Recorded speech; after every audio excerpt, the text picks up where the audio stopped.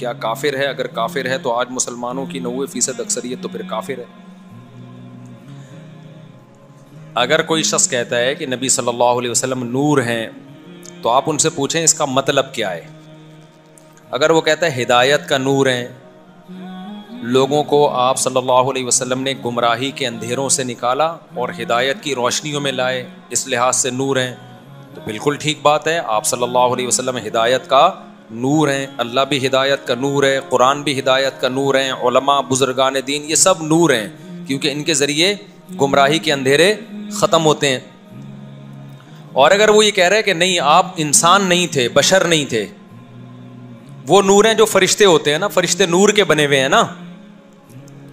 فرشتے کس کے بنے ہوئے ہیں؟ نور کے. تو پھر وہ اسلام سے خارج ہے، کیونکہ قرآن میں ایک جگہ نہیں بہت سارے مقامات پر اللہ نے کہہ دیا قل انما انا بشر مثلکم، اے نبی ان سے کہہ دیجئے میں تو تمہاری طرح کا ایک انسان ہوں. یوحا الیہ، فرق مجھ میں اور تم میں کیا ہے؟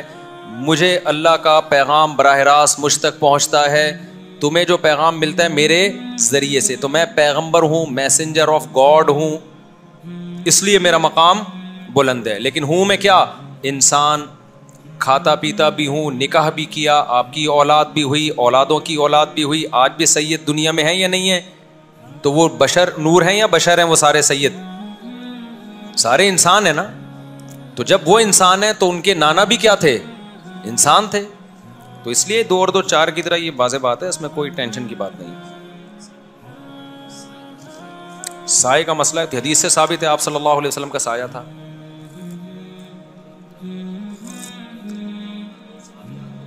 نہیں ایسا کچھ بھی نہیں ہے، سایہ تھا، صحیح مسلم کی حدیث ہے. تو اچھا بھائی دیکھو، ہم ایک دلیل کو دیکھ رہے ہوتے ہیں، دوسری کو سے آنکھیں بند کی ہوئی ہوتی ہیں. تحقیق کا یہ طریقہ نہیں ہوتا کہ ایک آنکھ بند کر لیں، آپ جو آپ کے فیور میں دلیل جا رہی ہے اس کو دیکھتے رہیں، جو آپ کے اگینسٹ جا رہی ہے اس کو نہیں دیکھیں. آج کل کے بعض اسکالرز یہ کام کر رہے ہوتے ہیں. جیسے روحانی عامل جو ہے نا، ایک تو یہ روحانی عامل کو میں نہیں چھوڑوں گا، جب دوسرے علماء ان کے خلاف بولنا شروع کر دیں گے تو میں چھوڑ دوں گا. لوگ کہتے ہیں آپ 4 شادیوں پہ بولنا چھوڑتے کیوں نہیں؟ میں کہتا ہوں میں اس لیے نہیں چھوڑتا کہ دوسرے بولنا شروع ہی نہیں کر رہے. بھائی 2 4 بھی ایسے اسکالرز پیدا ہو گئے جو 4 شادیوں پہ دے دنادن بولنا شروع کر دیا تو میں بولنا چھوڑ دوں گا. کوئی 2 4 تو ایسے پیدا ہوں نا جو بولے ہیں، بول ہی نہیں رہے تو پھر مجھے مجبوراً سارا بوجھ میرے کندھوں پہ ہی ہے اکیلے. صحیح ہے نا؟ اس لیے تو عاملوں کے خلاف جب دوسرے علماء بولنا شروع کریں گے تو ہم بولنا بند کر دیں گے. وہ بول نہیں رہے تو پھر میرے اوپر اکیلے پہ ذمہ داری آ رہی ہے.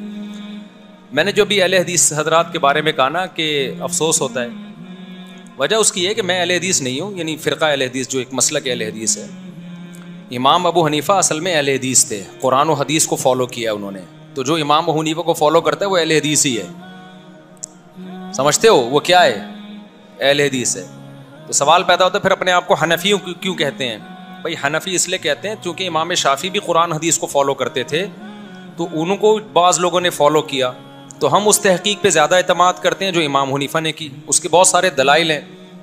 میں اگر حنفی ہوں نا تو علی وجہ البصیرہ ہوں، اندھا مقلد نہیں ہوں میں. ہم نے بہت ڈیپتھ میں جا کے فقہ حنفی کو پڑھا ہے، امام حنیفہ کے دلائل کو پڑھے ہیں. مدرسوں میں ہم نے 10 سال یہی کام کیا ہے. امام شافعی کے دلائل بھی پڑھے، امام مالک کے بھی پڑھے، امام احمد کے بھی پڑھے رحمہ اللہ، اہل حدیثوں کے بھی پڑھے ہیں. تو بہت گہرائی میں جا کے تو علی وجہ البصیرہ ہمیں امام ابو حنیفہ کا منہج وہ قرآن و سنت کے عین مطابق نظر آیا ہمیں.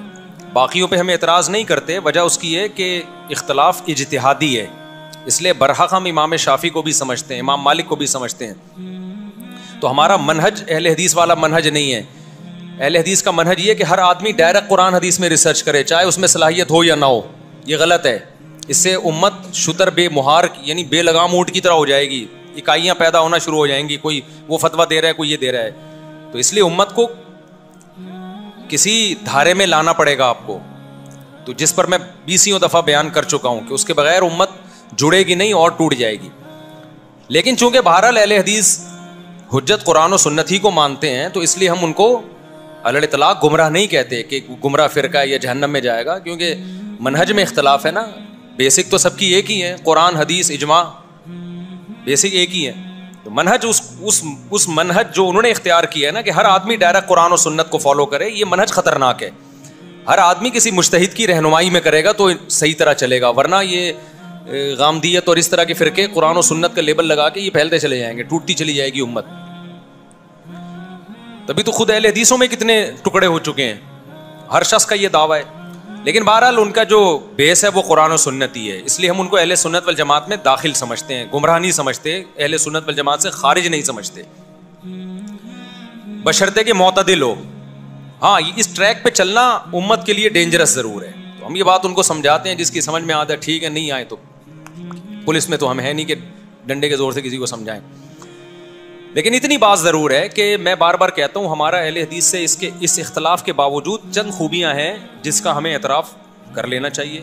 ان میں بدعتوں کا ریشو کم ہے، میں یہ نہیں کہہ رہا نہیں ہے، لیکن کم ہے. دوسرا ان میں خوبی یہ تھی کہ ان میں روحانی ڈرامے باز نہیں ہوتے تھے، رقیہ والے. اب چند خوبیاں تھیں، اگر وہ خوبی بھی ختم ہو جائے گی تو یار تمہارے پاس تو یہ اہم چند خوبیاں تھیں، اگر وہ بھی ختم ہو جائیں گی تو بچے گا کیا؟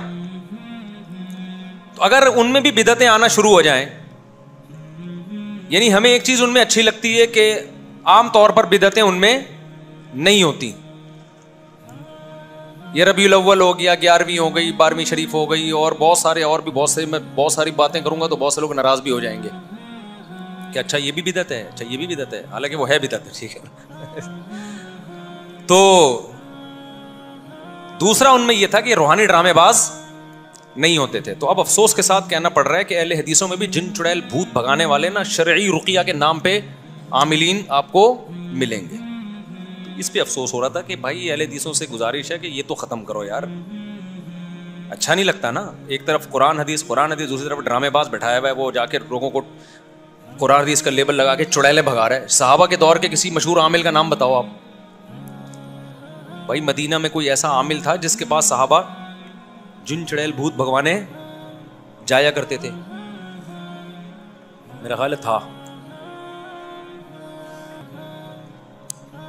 جزاک اللہ بھائی، اب پی سکتے ہو، ویسے بچی نہیں، میں آپ کے لیے منگوا دوں گا بعد میں.